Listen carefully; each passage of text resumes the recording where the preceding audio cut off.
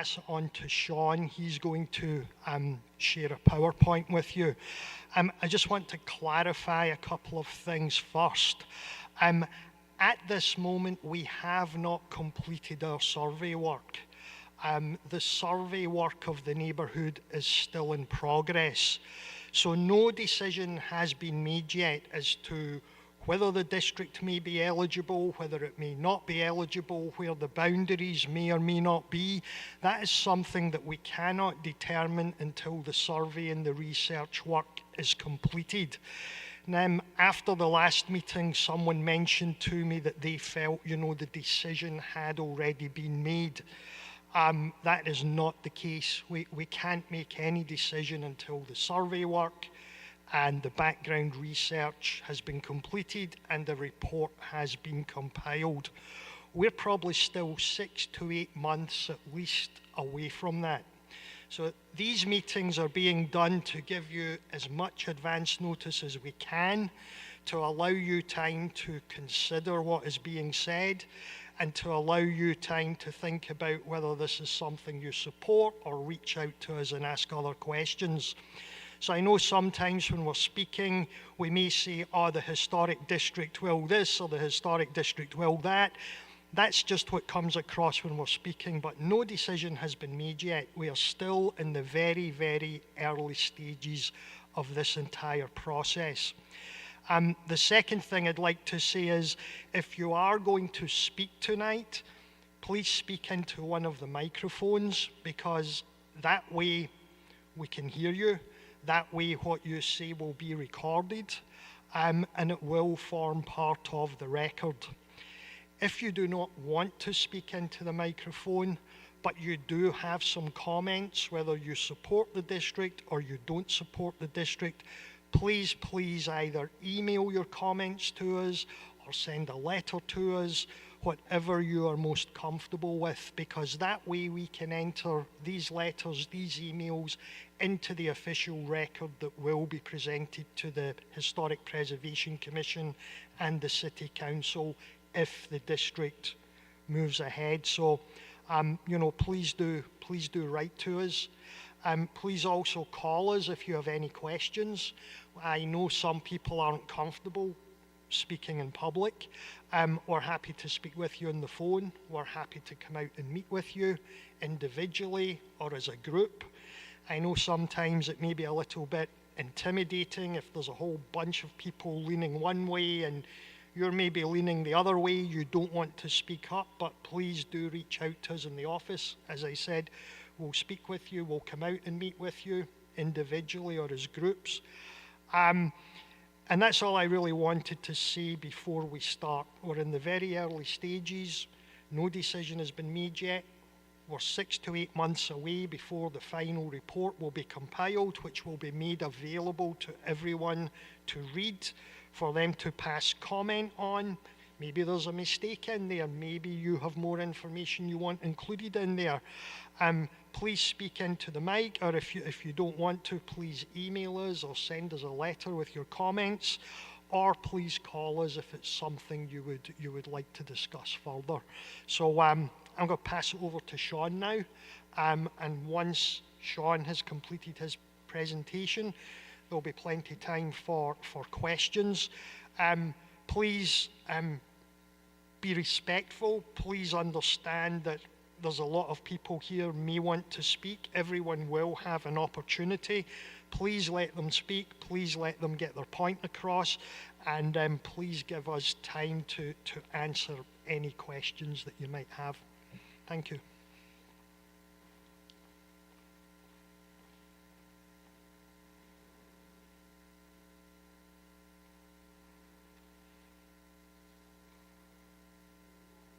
This one on. Testing. Can you hear me? Okay. Thank you. Just think this might be a better angle so I can see the presentation while I'm going through here.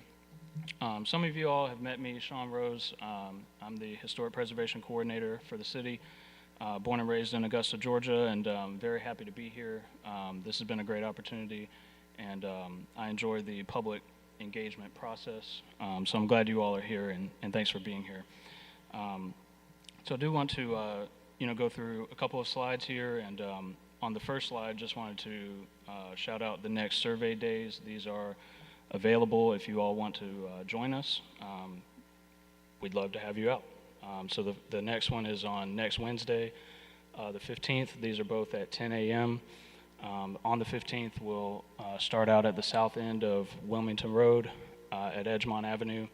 On the 22nd, we'll meet at the west end of Arlington at Court Street. And we'll go through with the last 2 days of our architectural survey. This will be primarily walking, and we'll be taking photos of each house according to the survey guidelines that we have. So do want to let you all know of those days and times. As Warren was saying, we do have a lot of people here, so we want to make sure that everyone is cordial and respectful. And I will have a 5-minute time limit if we're going too long. We want to give everyone the opportunity to speak if you care to speak. And again, please come to one of the microphones here or at the center. We also have a microphone I can bring around. If you would prefer that, I can bring the mic out to you as well. Also, as Warren indicated, we are in the very early stages of our survey and research, so anything that I say tonight is tentative. We are still in the process, and we certainly, things are subject to change, basically. Also, some of the information I will be displaying tonight may be considered difficult history. This is something that, I feel that we need to face directly rather than shy away from it. So that we can understand history in its context, and then that can help us to see how things have changed positively over time. So I do want to give you that information as well. Now we'll move ahead into the designation criteria. These are the criteria that we are looking for to see whether the South Hall neighborhood qualifies as a historic district. So it is one of four. It doesn't need to be all four of these criteria. So the first one here is that the area is identified with or represents a significant aspect of culture, politics, economic, military, or social history. The second is that the area has had a significant relationship with the life of a person or a movement in history. Third is focused on the historic, architectural, archaeological, or aesthetic heritage. And then fourth is that the area contains vernacular structures which contribute to an overall character and sense of place, representative of the city. And then to the right is a tentative boundary map. So this is what we're looking at is East Fairview to the north, Norman Bridge Court to the east, Edgemont Avenue to the south, and then South Court Street to the west. So again, tentative, subject to change depending on the survey and what we find. So that's the tentative boundary. These are two of the earliest plat maps that I've found. So a plat map is basically where a developer will submit a map. This will show lots, property lots, and you can see how a neighborhood develops over time. So we have the one on the left from 1899 to 1900. There's a date at the bottom that says 1899. One on the right side says 1900. So when that happens, we give a circa date. So that would be the C, saying that it's sometime between those two dates. So that's just explain what that is for. On the right side, it is a little bit blurry and dark, sort of hard to read there. But this one is from circa 1915. And it shows Gilmer Place. And so these are some of the earliest plat maps that I was able to find for the neighborhood. And we'll move forward into a couple of additional plat maps. Or the one on the left is a plat map. On the right is a map that was developed by the Chamber of Commerce in 1929.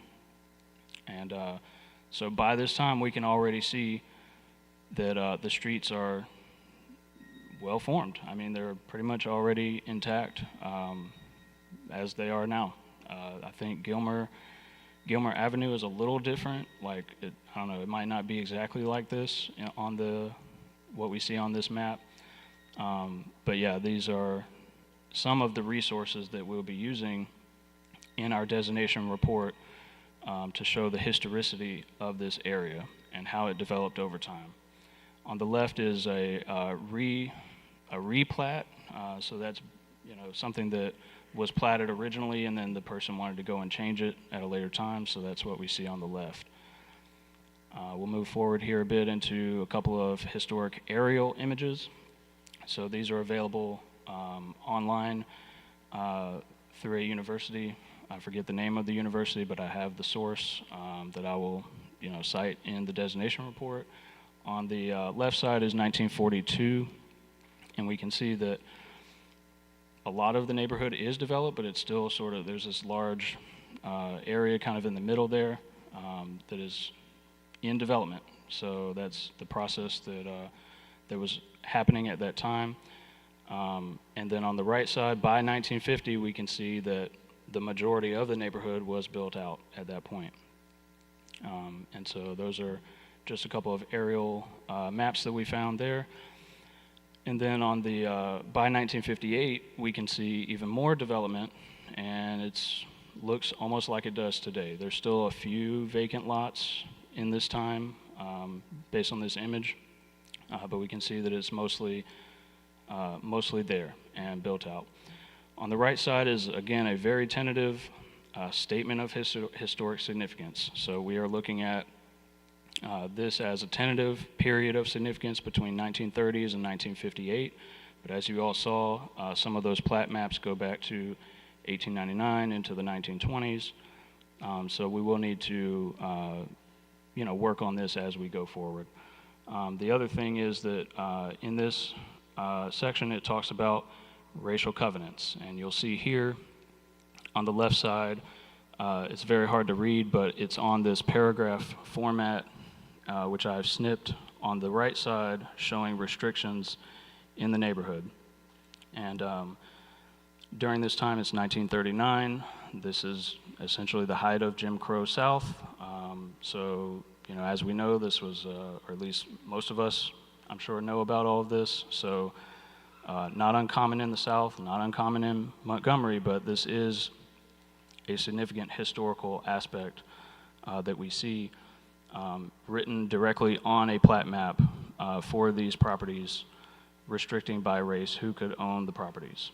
Another plat map that I have doesn't mention the racial restriction, but does mention servants' quarters being required to be in the rear part of the lot. So again, this is an aspect of difficult history, but it is important to be able to acknowledge that at one time, basically what this is saying is that these properties were restricted by race to the white race only, okay? So, and then we see through the civil rights movement, as we go forward, that's where all of the activity in Montgomery and elsewhere in the South happened, and the federal government gets involved, and we have the Fair Housing Act and other laws that were brought down by the federal government to outlaw racial covenants, to outlaw redlining. So these are all things that we will be discussing in our designation report as it relates to the neighborhood here and what we see in the documentation. Another thing on this restriction is that it notes that the houses on these lots had to be at least $4,000 constructed. Basically, it had to cost at least $4,000 to construct a house on a lot in this area. And I did just a quick search online for inflation numbers and all of that to convert. $4,000 in 1939 is roughly $89,879 today. So, that's, I think, about average. I don't know. We'd have to do some additional research to see how that, if it's lower, if that's higher, or what the case is. But I just thought that was interesting and wanted to put that up there as well. And so we'll move ahead onto just some of the pros and cons that I wanted to go over with you all. One of the main ones being a sense of community engagement and pride. So, with this, with the Architectural Review Board, there is a design review process that I think Warren talked about at the last meeting. We're certainly happy to discuss that further and what it all means. But we have this community engagement and pride. So there is this trade-off between private property rights, but you gain this shared community. We have the next pro here is a dedicated staff member. That's me, and Warren Adams as well. And we have a team in the land use department. We're happy to help. We're public servants, and again, that's one of my favorite parts of my job is working with the public. You would be joining a prestigious group of 7 other local residential historic districts. We also have the Lower Commerce Commercial District, and a number of, there's about 90 to 95 individually designated properties as well. So you would be joining this prestigious group of locally designated historic properties. Again, the design review process, is not a thing that we want to stop changes from happening. We just want to make sure that the changes are done sensitively, compared to the original design of a building and its neighboring buildings as well. And again, in my view, that's the fun part. It's collaborative. It's a fun process. I enjoy talking to property owners, working through issues that they have. If things are, causing them an issue, if they need a fence to be built, these kind of things, that's part of what I enjoy doing. I want to help people to improve their property, improve their lives, and improve the lives of their neighbors. So again, that process, to me, is a fun process. So I just wanted to go over that. You do have some leniency as well sometimes when there's zoning-related issues that may pop up. Your historic status gives you additional backing on those kind of issues. And then also there is this increased opportunity for tourism and economic development. Things do happen to where other businesses may want to come into a neighborhood that is historic. They can, it attracts that sort of additional economic development. And you also have sustainability, which is, the reuse of older buildings stops us from having to tear it down and build a new building, right? You have embodied energy in that building, the materials that were already used, the manpower to build it, all these kind of things. So by reusing those existing buildings, you're able to have this sustainability aspect, and that does include naturally occurring affordable housing is sort of a buzzword, NOAA, in affordable housing, the field of affordable housing today. And so historic preservation is a plus for this kind of a thing. And we also have the fact that our design guidelines are often less stringent than a homeowners association. Often, those associations have, very strict rules, whereas ours are more lenient. And we do have, the process by which you can speak with me. I can advise on things that I think the board may or may not approve of, and offers, advice and suggestions to be able to, get to an approvable project. Some of the cons here that I just wanted to cover, there are potential fines for violations. That is between $1 and no more than $500 for violations. Again, call us, talk with me. That's the way to avoid that kind of a thing. If you have a project that you want to do, just call me. I have a number of cards here with my number and email address that I'll be happy to provide to you all. And that's the best way to avoid violations, is to check with us first before just doing something. We also have our design guidelines are online. They are viewable, so you can see what our board will look at as well. And our city code is online too, and that outlines a whole bunch of things as far as what you can and can't do, and what would constitute a violation as well. For this, the cheapest materials and design options may not always be approved. So again, work with staff, talk with me. You know, I'm happy to work through any issues and again, get your application to an approvable application. And again, I mentioned earlier about the trade-off between private property rights and a shared community responsibility. So I just want to mention that, that yes, you may give up some of the aspect of doing whatever you want, but you gain, on the other hand, a sense of this shared thing that we're all in this together. So I want to emphasize that, that, you know, that is, in my view, a positive aspect of historic districts. And so I'll leave it at that. These are the end of my remarks.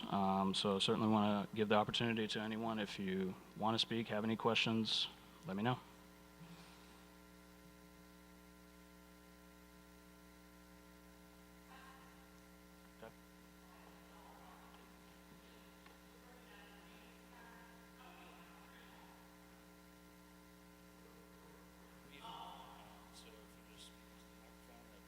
Okay, so in layman's terms, for people who really don't get what you're saying, basically what you're saying is you all are trying to change the neighborhoods into an HOA or something less than an HOA, but basically what you're saying.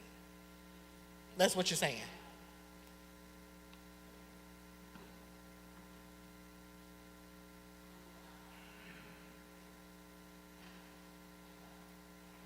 Yeah, we are certainly not turning anything into an HOA. That's not the goal. That's not what we're doing.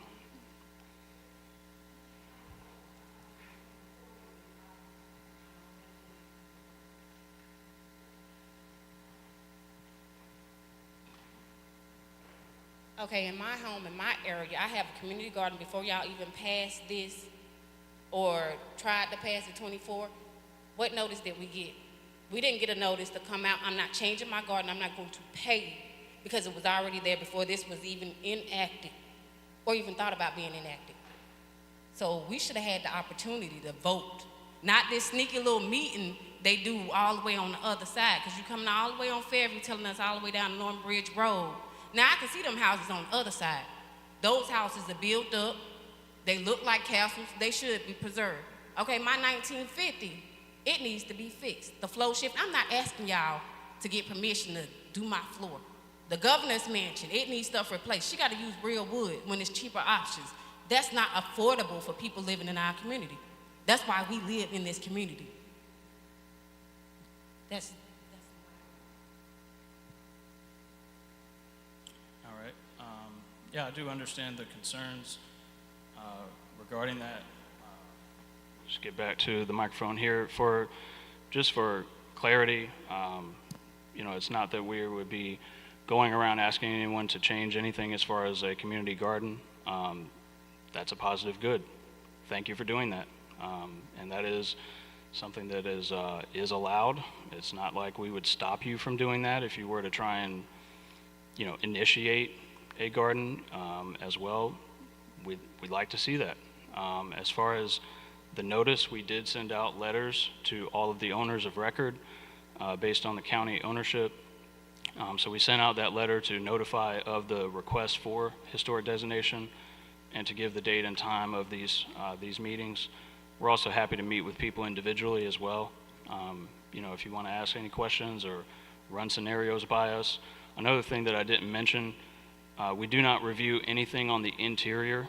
So all interior work, totally fine. We don't review anything as far as regular maintenance and repairs, totally fine. Historic preservation is about preserving the architecture of what you have, the character of the neighborhood. So any kind of work like that that's a repair, you know, that's totally fine. We don't review that. It's only exterior alterations. That is what is reviewed. If there's, you know, a change in the roof pattern, a change in the materials of the roof, a change in the windows, those are things that would go into a review process. And regarding one last thing on that, just regarding you know, the date of construction, I think you threw out 1950. One of the things that we are looking at as far as the architectural style of many of the houses in this neighborhood, yes, they may not be grand style houses, but we would class them as minimal traditional. So that's the style of house that developed primarily in the mid 20th century as bank mortgages became more common. This minimal traditional style house was known to be easy to get a mortgage. So that's the style that many people would build in.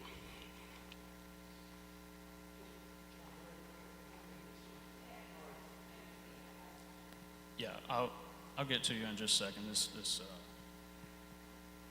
I just want to know from your guidelines right here on the board, what makes you feel like everyone can afford to get the typical HOA rules, which basically what you are offering, no matter how you trying to sugarcoat it. You telling people that they cannot go and buy cheap parts, supplies for their house. Everybody can't afford the highest materials. Everybody can't afford the same guidelines as the next door neighbor. That's why they got deals at Lowe's and Home Depot. So how you gonna be able to say how much you gonna be able to pay for repairing your own house when you ain't gonna repair it for us? That's all I wanna know. Yeah, sure.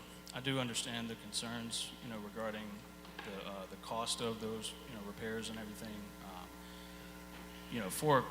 To clarify, just the Architectural Review Board, they do not consider cost, so it's not a factor, but it is.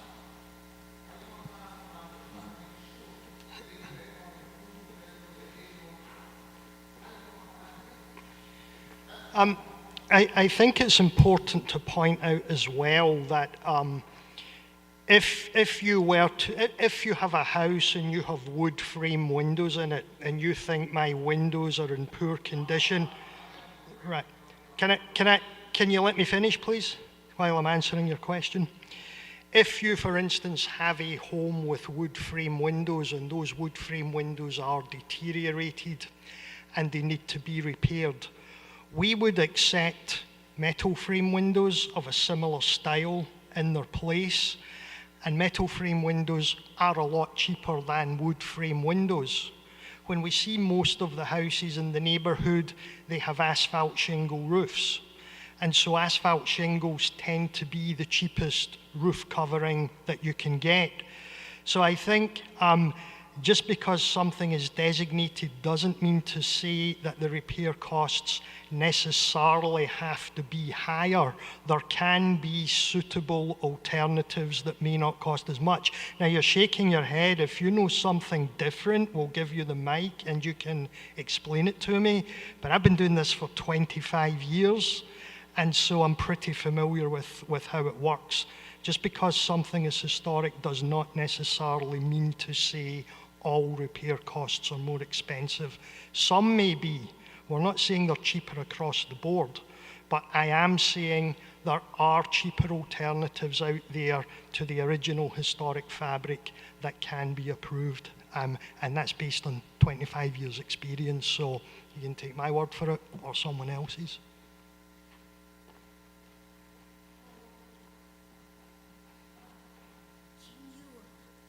Talk louder. I've had a stroke, but I can hear. But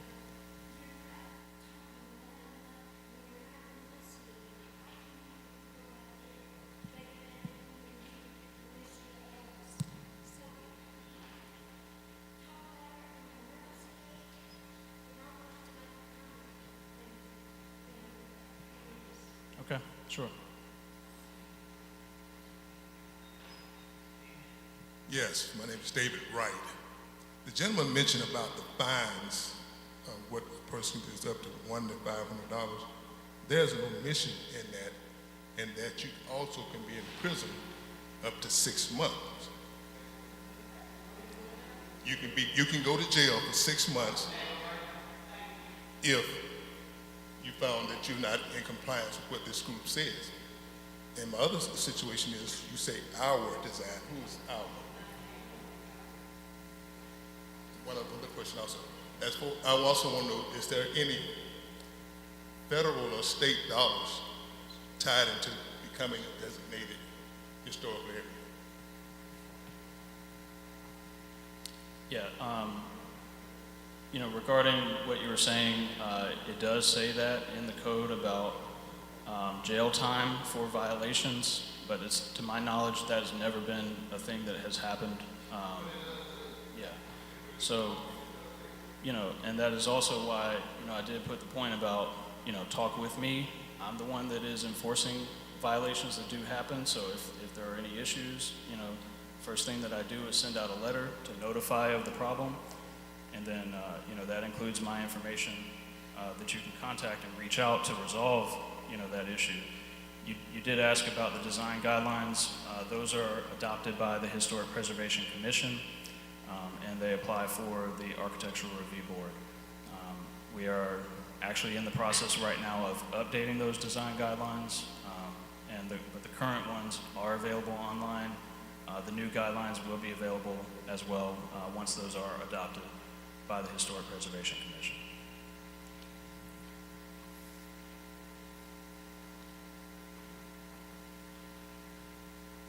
Hi, my name is Mitzi Cole, and I and my family, we have lived in the South Holt District now for a little over 20 years. And when the historic preservation attempt was first made, we were against it, simply because we didn't have all of the information that we currently have. And right now I can say that we are very excited about the prospect of historic designation being something that could possibly happen for our neighborhood.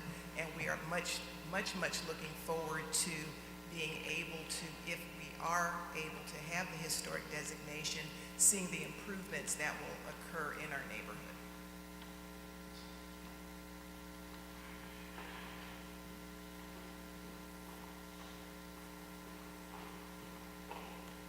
I had asked you previously, how many of the certified letters did you receive back at the land use office? Because I know there were at least a few. I just was wondering how many people who did not get notified of the meetings. Sure. I don't know the number off the top of my head. They are in our office at 25 Washington Avenue, and Tanya Ingram is tracking that. She has them all, the ones that we have received. So we are looking at that. We understand that the mail service did not deliver some of them as they should have, so we are concerned about that. Mm-hmm. Yeah. Mm-hmm. Yeah.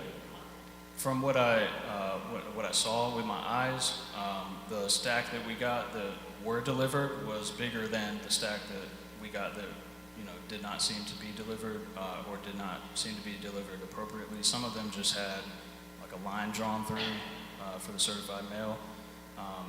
That's something that, again, we are tracking, and we do plan to reach out to the Postal Service regarding that. And if it's necessary, we'll take additional action or a different action when it comes to the Historic Preservation Commission meeting, which is a public hearing. When we get finished with the designation report, it goes to the Historic Preservation Commission. We will be sending out letters to all owners of record at that time, and you are certainly welcome to attend that meeting as well. So we will be tracking the mailing situation and trying to figure out what our best action will be.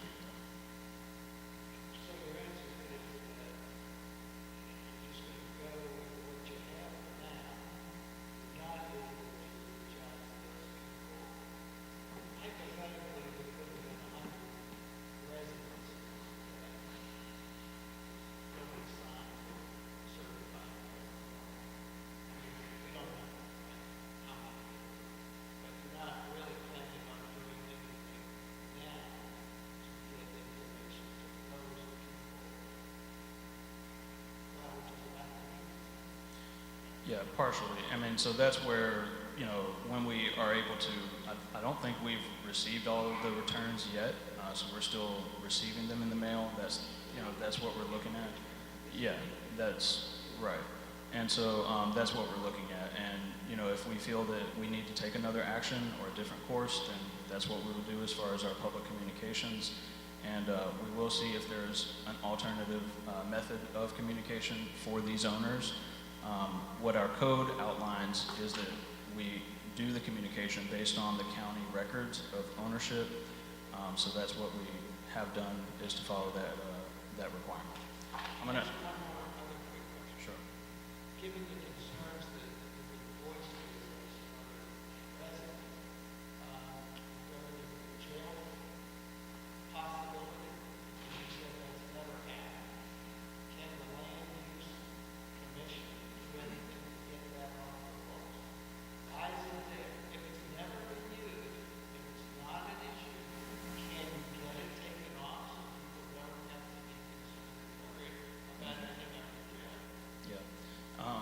Yeah, that's a good point. I've been actually taking notes on things that I've noticed since starting last July that may need to be updated in our code. So thanks for pointing that out, and I'll be happy to note that to see if that is something that we can remove. Because, yeah, right. Mm-hmm. Yeah.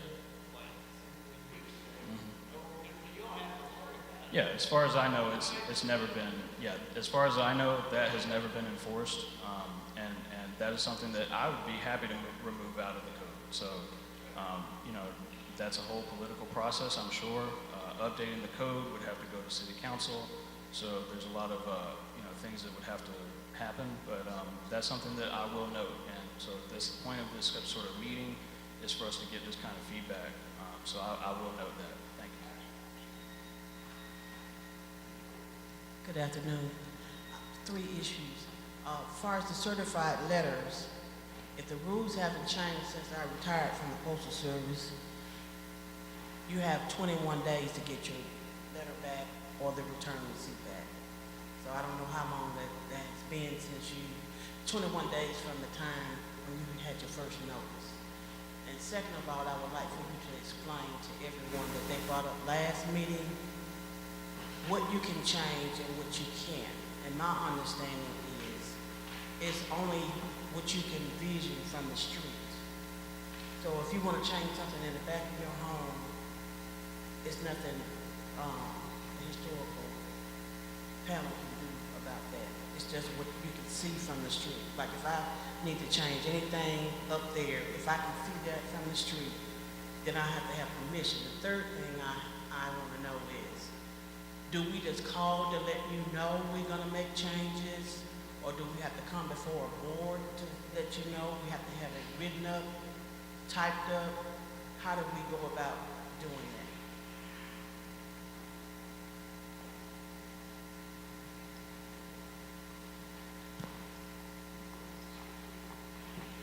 Yeah, thank you for that information regarding the Postal Service. And let me know if I don't address all your points. I do want to get to everything.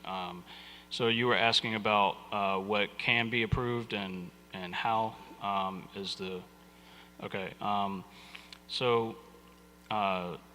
The review process is for any exterior alteration, okay? Things that are not viewable from the public right-of-way may have more leniency as far as what the board may approve, but it's not automatically excluded from that review process. So, as far as how you would apply, there's an application form that we have in our office. You can call me, come down to the office. I can email it directly. It's also available on our website. So there's multiple ways. It's really, I try to be as open and available to people as possible. Sometimes I get folks who don't have a computer, right? And so we have the form in a physical form. So that's something that you can literally handwrite what you're trying to do, and then provide documents, usually photographs, but I also take photos too. So if a person can't photograph a thing, I'll go and take the photo. So yeah, I try to be as helpful. Okay, yeah, that's part that I wanted to get to. So as far as who is approving it, there are a number of expedited review procedures that staff have available So if it's a fence in a rear yard, a standard wood privacy fence, it's in the rear yard. It returns at the rear corner of the house, both rear corners, and does not go beyond that. That's something that I can approve on a staff level. So that would be basically same day or next day. You apply for it, I review it, make sure that it meets those criteria in the expedited review, and then I would give you an approval, almost in real time. As far as other projects, if it does trigger that design review, then that's where it goes to the board, the architectural review board. They meet once a month, the fourth Tuesday of each month. And so it's a 9-member board. These are folks who have architecture experience, history experience. We have a lawyer on the board currently. And it's a volunteer board. So we meet, the petitioner comes up, explains what the project is, what they're trying to do, and then the board will ask any questions that they may have. That's what I was mentioning in my opening remarks about it being a collaborative process. Often the board may have a concern about what was submitted, and they talk through the issue with the petitioner, and the petitioner, indicates, okay, I would be willing to change it this way. Then the board will give an approval as presented. So then that accounts for those changes that were made in the dialogue that happened. All right. Who was next here? So. Praise the Lord, everybody. I'm just sorry that's the way I greet people. So anyway, my name is Ms. Cheryl Lang, and I live on 114 Arlington Road. Been in South Hall since 1982. I'm part of that antiques over there. But I'm glad to see everybody from our district. We've had a neighborhood association since I moved there in 1982. Some of our presidents have passed. I was a former president, so I'm glad to see these people that are out here tonight. But back to the historic designation. I am for it, and I understand everybody's concern, and I want to be a part of your community garden because I've been trying to grow stuff and it's not working, so let's connect before you leave. And relative to the things that are exterior to the home and repairs, my question is, when you and the board make decisions, do we not have some guidelines already to know that we're not just the general, but say if they're wanting to paint a color to their home, there are some things that we can already know to look at, so we're not having to come to you before we can do some things, so we have some parameters to work from. That's question one. And then the other part, for those who had concern about going to jail, if you look at our neighborhood, you can tell nobody's doing anything with people I see burlap on top of roofs and all kinds of stuff. But anyway, hopefully it will be an opportunity. When I moved there, there was 2 black people there. Dr. Hutton, who's since passed, and Miss Florence Guilford. And they were in their 60s, and I was like 30-something, so now I'm 71. But anyway, I seen the neighborhood, and I saw your little racial, I don't say little, but your racial guideline stuff, but I was not welcomed in the neighborhood. In fact, the lady across the street, when I came out, she'd grab her dog and go in the house, and I mean like disappear. And then I went to a meeting in the neighborhood, and they told the next door neighbor, because I was the only black person there, to not bring me back. And that was fine, because I had stuff on my agenda they weren't, so praise the Lord. But what I'm saying, all of this is to say that I've watched the neighborhood do what it's done, and I hope that this is not something that we divide on, but that we come together on to help one another. We offer to help paint doors and do things for one another. If we could just come to our meetings, we're there to work together to help make the community not fall apart. There's certain things will never stop. Some of the, the music and the noise and the this, that, and the other, but the things that we can do, hopefully we can be a team and not try to feel like this is something to take away parameters. If it's a homeowner fee, no, sir, we're not paying no fees. That's not what it's about, but it is about trying to hope that we can help each other to help take care our exteriors. I'll loan my lawnmower, I'll do whatever I can, and I'm not the only one. We do that in our meetings to work together. God bless you. Yeah, thank you for sharing your experience, and that's valuable for us to know as well, just what people, have dealt with from different eras and things like that. So, I'd like to speak further, about that if you're willing, and, we can use oral interviews in our designation report as well. So, this is something that I want everyone to be involved with. So teamwork makes the dream work. Thanks for your experience. And you did ask a question about parameters, and yeah, I would refer to those, the design guidelines. What we're working on, the update, will be much more detailed than what we have currently. So we are working on that to bring it into the best 21st century practice of historic preservation. So that's a work in progress.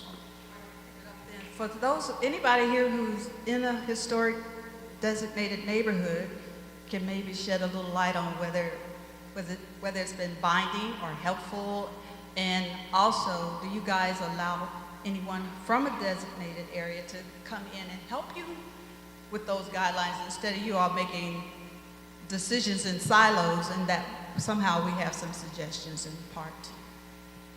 Okay, sure. And yeah, I think we do have some people here that are in an existing historic district. So I think this gentleman had a question, and then I'll bring it over to someone from the Garden District. Firstly, the first question I asked earlier about whether there was federal or state money involved, unless I missed something, I didn't get an answer for that. So my next question is, the board, the commission that you all run, is consists of what, 3 people? So it's 9 members. So is there an appeal process that we can take where you're just not the last and only voice that we hear? Is there somebody who's over you in that commission? Yeah, good question. And Warren, if you want to talk about the financial part of his question, as regarding the appeal process, if the board, and I did want to mention this earlier too, so I'm glad to be able to bring this up. When I started, there was an end of year report that I had to do last year, and I did some math on the Architectural Review Board on their decisions. On average, we approve between 90 to 95% of applications.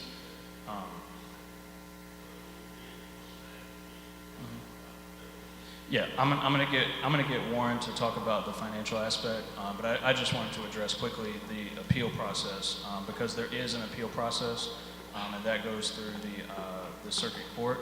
And I wanted to mention 90 to 95% of things are approved, but if there is a denial through the Architectural Review Board, you do have the ability to appeal in writing to the circuit court, and so that would go to the court, and then the court. Yeah, you can argue your case. They may overturn something that the ARB decided on.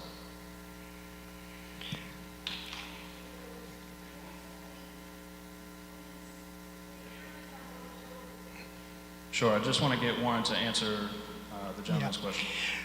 Most of the state funding for historic districts tends to go to districts on the national register. So being on the local register here doesn't open up a huge amount of opportunity. What I would say is, though, that there has been a significant amount of funding recently for neighborhoods and properties and sites associated with the civil rights movement, with Black history.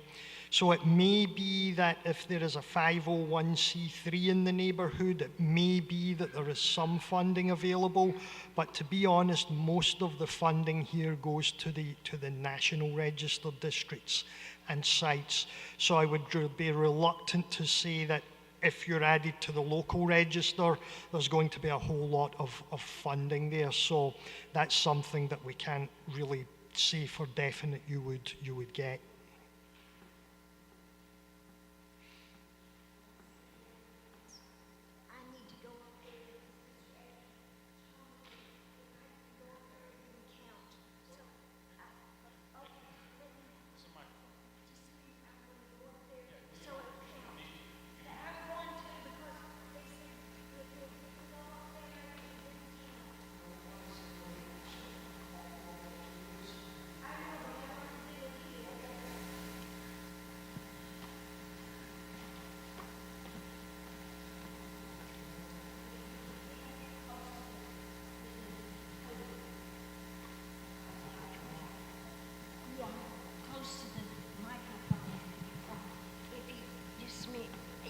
no, not behind it, in the front, in the side. Just a second. Hold on.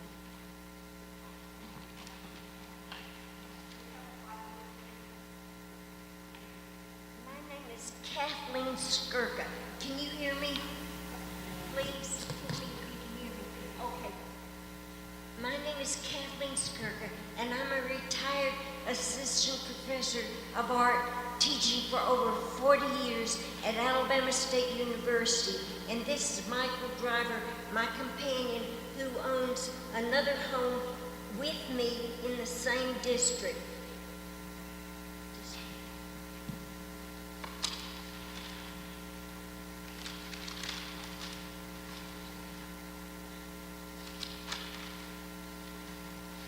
I have been asked to reread my April 26, 2024 comments from the last City Hall meeting. Then I will add a few new follow-up comments.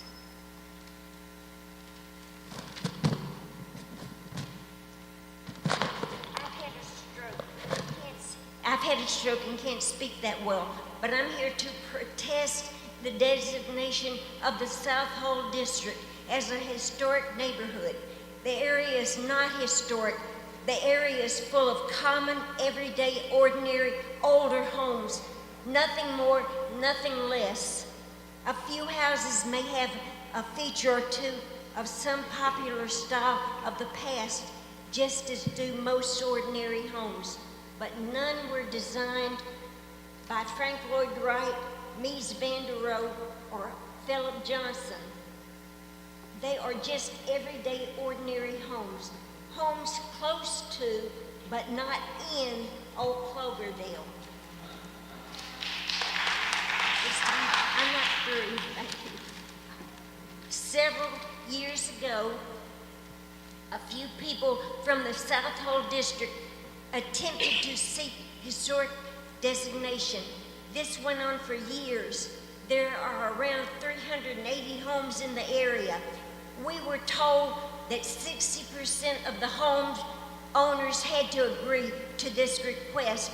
They did not agree, so the plan fizzled out.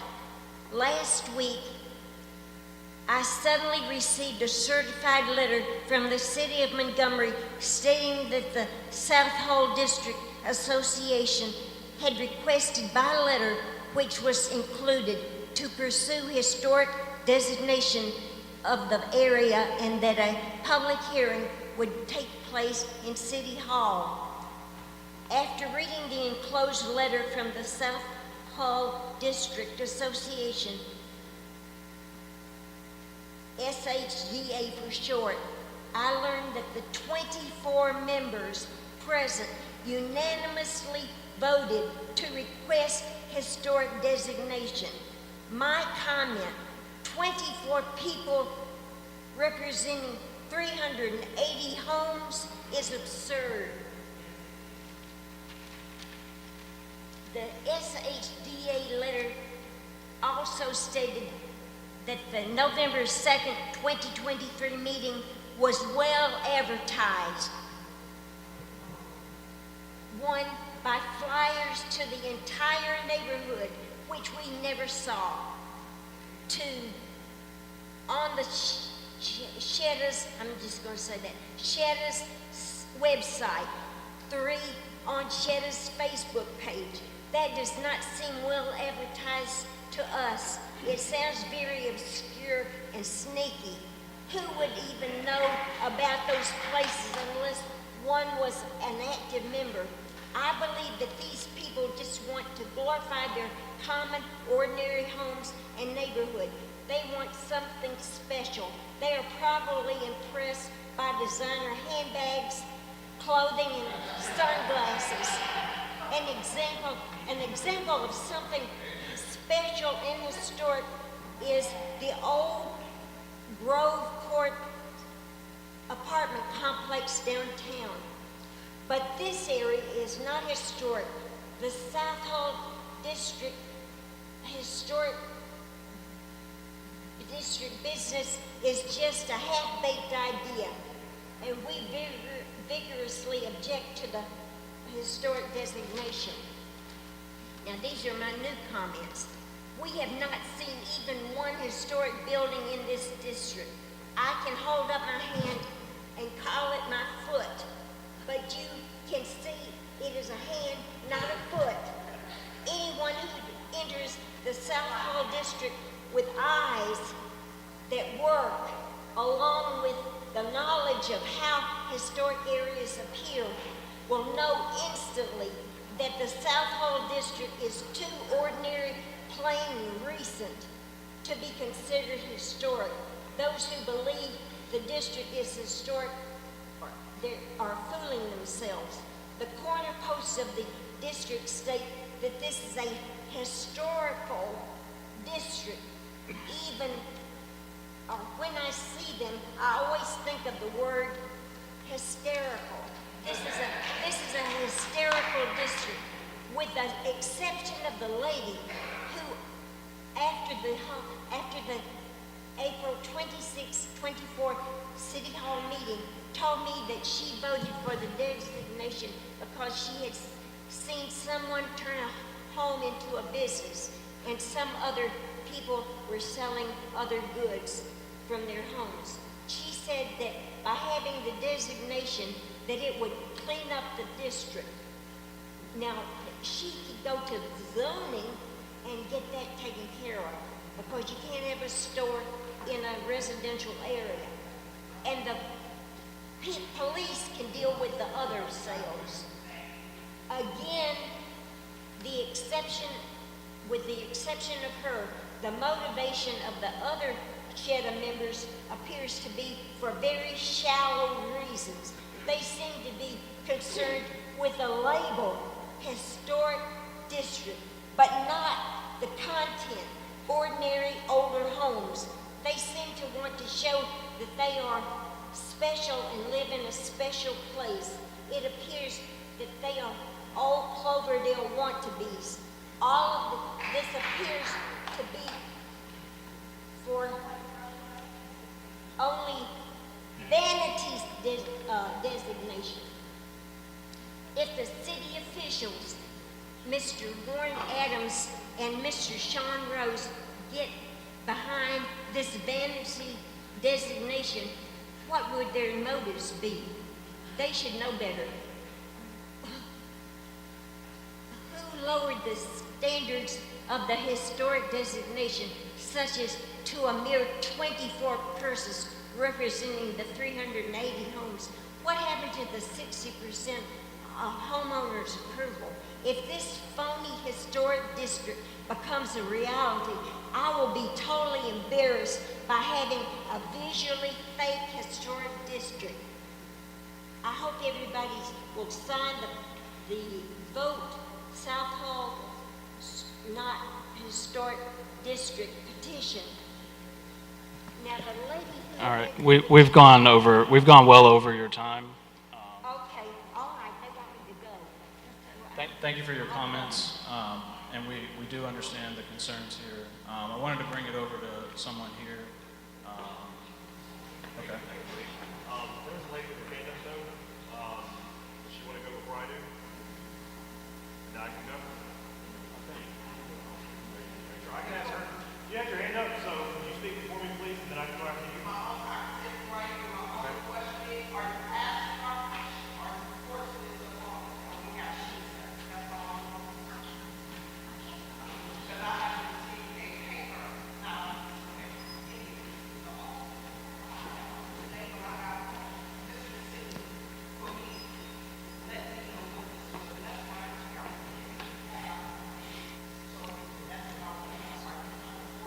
Mm-hmm. Yeah, no one's forcing anything upon anyone. This is a public process. Mm-hmm. Yeah, sure. Yeah, well, I'm happy to provide my card for you if you can, provide your comments and your opposition in writing. Would be happy to include that in the public record. For the record and for clarity, there is no longer an owner consent requirement in the city code. This was removed in 2021 in order for the city to qualify to become a certified local government. So I'll let you go. We're over time, but we're certainly happy to continue speaking with folks here. Don't worry, I'll be quick, and I'm not going to sit here and glorify my district. I'm going to tell you more about my experiences. Just hear me out. I know I may not look like it, but I'm actually a Montgomeryan. I have been living in Montgomery for 30-something years, or right around it. Except when I went to college, I lived out in the Wetumpka area. I lived in Prattville for a year, hated it. Lived in Tallahassee for a year, wasn't too fond of it. First 5 years of my life I can remember was in Michigan Avenue by the train tracks. Good bit after that was behind the zoo. I have a lot of friends of many different back cultures, and let's just say when I left Montgomery, I was kind of shell-shocked with the type of hatred.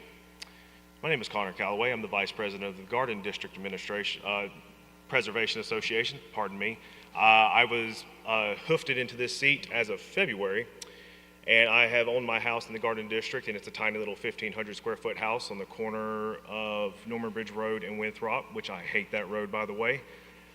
So I just want to provide my experience. I also have a degree in history, where I specialized in Civil War and also the Reconstruction afterwards. So I'm very much aware of what all that meant. I want to say this.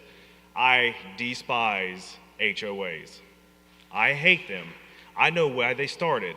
I know what white flight is. I know how the battles are done. I know how classism works. I know how weaponizing races against each other for the upper class to take advantage of one another is done. I've read it, I've studied it, I hate it. I was terrified to buy a house, my first house, during COVID when it was hard to buy a house because of peak, prices and stuff because of the ARB, because I thought it was an HOA. They have similar tendencies. I'm not going to sit here and say they don't. Okay, thought of anybody having any say-so over your property can be negative, and I was terrified to the point where I watched the ARB's meeting every single month. I was always watching because nobody could give me a direct answer. I didn't meet some of my neighbors by then about what they do when they sit up here. And Miss Elizabeth, who is the head of the ARB, is quite terrifying when you hear her speak up here. Imagine my surprise 6 months later when I find out Elizabeth lives on my street, and how terrified I was at that. Because if I changed anything, I read you could go to jail.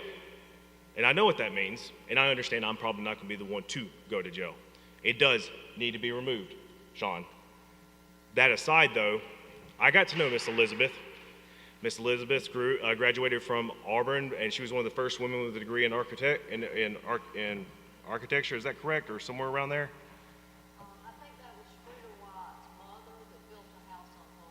We have some crisscrossing going on. Regardless, Miss Elizabeth. She's not that old. Yeah, she's not. I didn't think. She is a wonderful person every time I've met with her.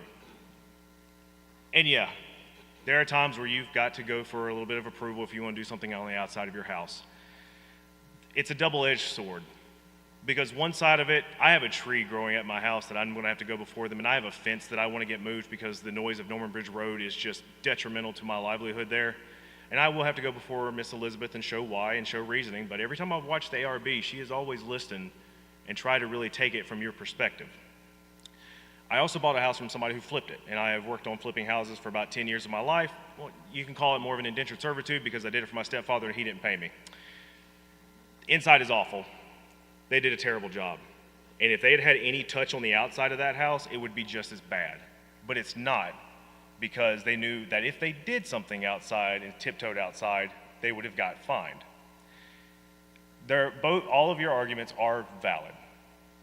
I just want to ask that you see my experience, that even after a year and a half of, like I said, being terrified of this HOA, I realized it's not, and that in a way it feels more like what an HOA pretends to be, where it can protect you from these slumlord landlords coming in here and flipping houses and putting dangerous, not cheap, dangerous materials, not getting inspectors in there, putting money up under the hands of people so they're reaching out and crossing over inspections, not even inspecting these homes. Roofs have been on, they say, for 15 years, but the inside of the roof has been rotten and they didn't change it because they own the property. They don't care what happens to you. But when you have somebody that has your back, they can't just sell all the houses and then just build a mini mart on top of it. They can't do things like that. The historical district is made to also help protect what you have. Just asking to consider that point of view, I'm not trying to change your mind. I'm just trying to give you my perspective. And I still can't keep on top of them because I always want to know what they're doing and what they're allowing, because I'm also afraid of the overreach. just like I know y'all are. But I am in the Garden District. I actually thought you were a historical district when I moved here. I thought it was the four of us, and I was excited to say that I supported it because I like the idea of the four of us because, once again, I hate the roads that run in between our sectors to where we can't even cross them and see each other. So you may actually see me walk around your neighborhood here in the next couple of months because I want to come see it. Usually you just can't cross. So that's my 5 minutes.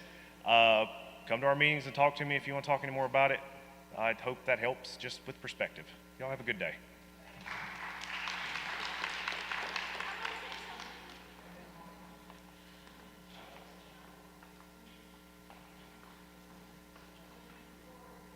Hi, my name is Savannah Denard.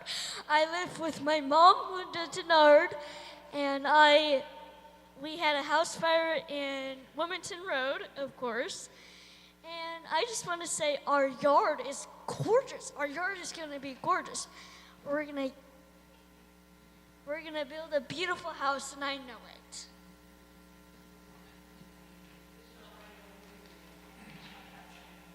Good evening. How you guys doing? I just want to point out a couple of things. Look, we all are neighbors, and we want to preserve and keep our neighborhood. I mean, but look, we're citizens of Montgomery right now, and I guess y'all have issues worrying about codes, but we're already under the residential building code, the property maintenance code. Those codes are already enforced by the city, so you can't use certain supplies when you add to your houses or when you do certain things, so we're already restricted. And second of all, I've been a criminal defense attorney for 15 years. Nobody's going to jail for this. I've never seen a person or a charge brought up in any court for house maintenance. Courts do not have time for this kind of foolishness. Now, trust me, if you do something terrible with your house, they can simply sue you and hold you in contempt for that, and you can be put in jail. But courts do not have time to put people in jail. Look, I understand you guys' concerns. And trust me, I was at that meeting when we voted 24, but it's really, I was there. And we don't want to speak for everyone. We want everyone to come to the next meeting. We want to get the word out. If y'all don't like it, we want to hear why you don't like it. I'm completely on board with listening to everybody because we're all neighbors. We have to live together. So, I mean, it was not a job for us to railroad a community to do one thing. The people were at that meeting. We were trying to do its best, but we welcome any input from all of our neighbors. Whether this happens or not, we are still going to be neighbors, and we have to live together. So your concerns should be heard by everyone. So, and with the notice issue, it's only so much that they can do about giving notice. Legally, they have to do reasonable steps to give notice. Sending out certified mail to every homeowner in the district is a reasonable step. They cannot go to people's house door to door and pull people out of their houses and make them come to meetings. But I am advocating for the South Hall District community to put signs out throughout the community to notify people of meetings. So if y'all have issues and concerns, we all meet together and see if we can work our way through this. Look, I'm gonna be the first to say, if the majority of the neighborhood is against this, then I won't be for it. In all honesty, I want it, but if half of the community is against this, then I will not vote for it. Or I don't have a vote, but I'll stand with half the community. We want what's best for all of us as a community. And that's all I want to say. It's not a job to try to railroad anyone. It's just a job to try to preserve our community.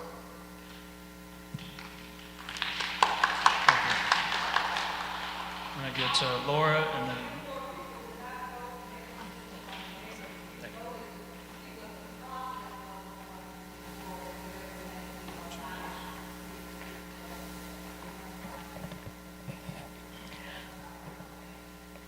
Good evening. I was not going to say anything, but I would like to leave y'all with something to think about as the meeting winds down to an end. My name is Laura Calloway. I'm the immediate past president of the Garden District Preservation Association. Although I am Connor's neighbor, as far as I know, we're not related. Yeah.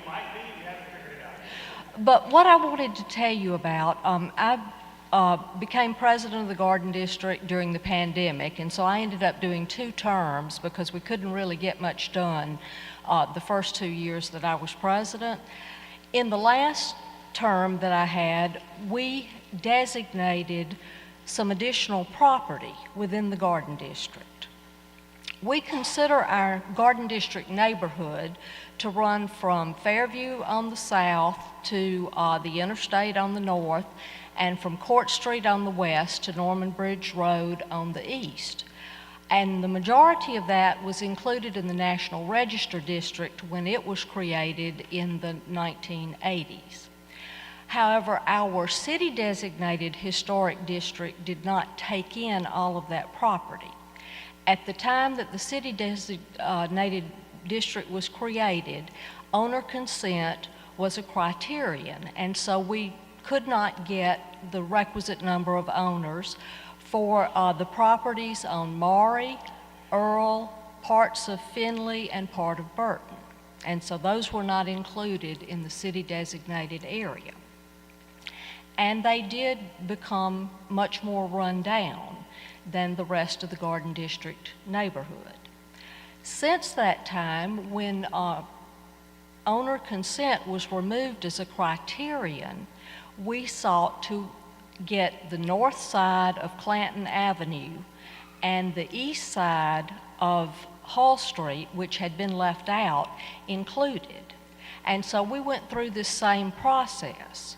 And it turns out that because those neighbors could see the condition of the rest of the neighborhood and how it had benefited from historic designation, we wouldn't have had to have a problem with getting owner consent, because everybody wanted to be taken into the city district. Everybody within this area, all of these properties.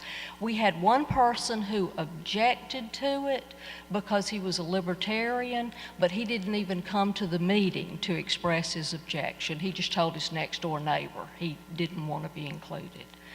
So I'm sure that y'all have many concerns about this, but I want you to think carefully about the advantages as well as the disadvantages, and to think about whether in the long run it might really benefit your neighborhood to keep it as a cohesive whole. And I will say that the Garden District has problems. We are the most diverse neighborhood in the city of Montgomery, both by age, by economics, and by race. And we feel like historic designation does a lot to help us hold our neighborhood together. So I hope y'all will consider it.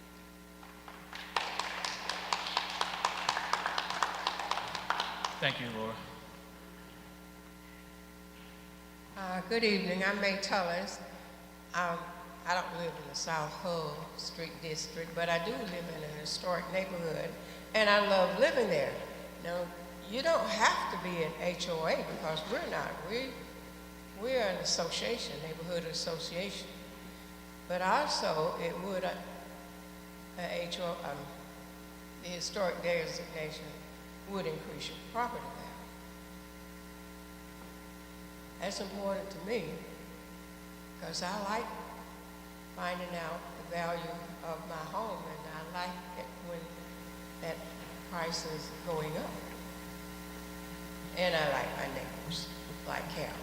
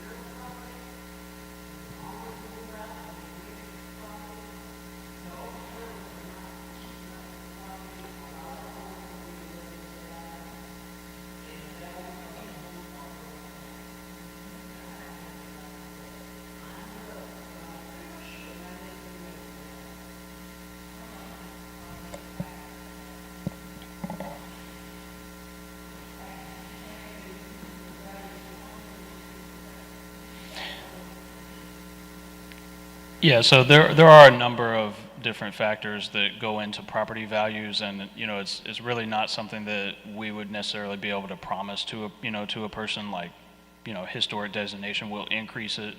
It's not something that we would be able to claim.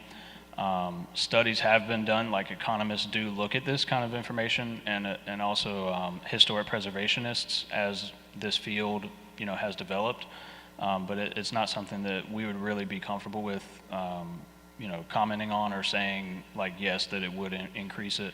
And that's why we focus on sort of the softer side of things, such as the community, involvement, joining in with your neighbors, protecting the character and the feeling of your neighborhood, and that kind of thing, because those are that's what we're regulating. So that would just be my comment regarding property values. Randy? And that's what I wanted to as well, because I've spoken with you and Mr. Adams regarding property values, and I just wanted to clarify, based on the statement that the lady made, that there is no guarantee your property values are going to go up because you're an historical designated area. That's a myth, and it's good to expel that myth. Maybe they'll go up, and maybe they won't, but I think we should all be clear. That's not something that's automatically going to occur based on what you and Mr. Adams have said to people. Right.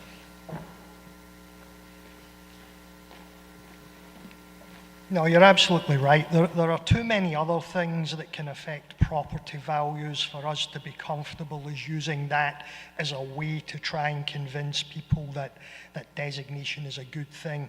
As you said, some people may have seen it, but there are way too many other things that can affect property values that are beyond the realms of historic preservation. So no, we do not want to say to people, hey, if you become historic, your property values will go up. It's probably the easiest sell we would have, but we are not comfortable. Look what happened in 2009. Every property value went down. That had nothing to do with whether you were historic or not. So no, it's not something that we would try and convince people of in this case.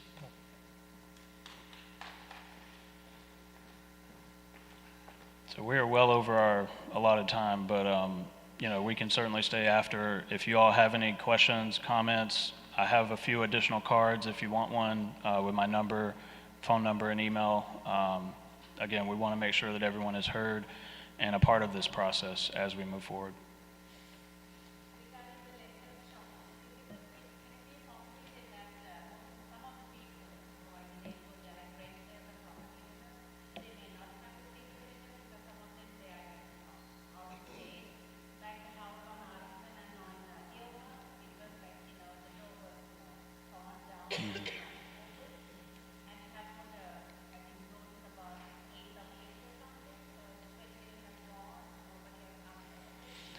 Yeah, that one is being handled by our property maintenance division. Regardless of, they handle code enforcement, for properties throughout Montgomery.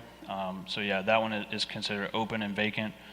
So they post notice, and then they also mail a letter typically to the owner to notify them that you need to close this up and abate the nuisance.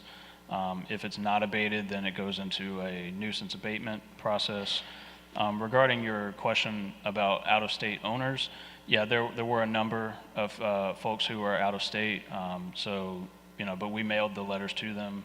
It's not uncommon that I, mail letters to people that are out of state when I'm, working through things and all of that. So, but yeah, maybe that is a thing.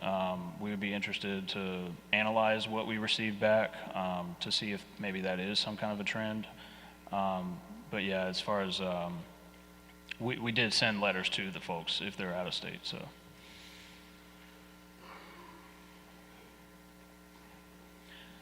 Thanks again, everyone, for your time and coming out and giving your input.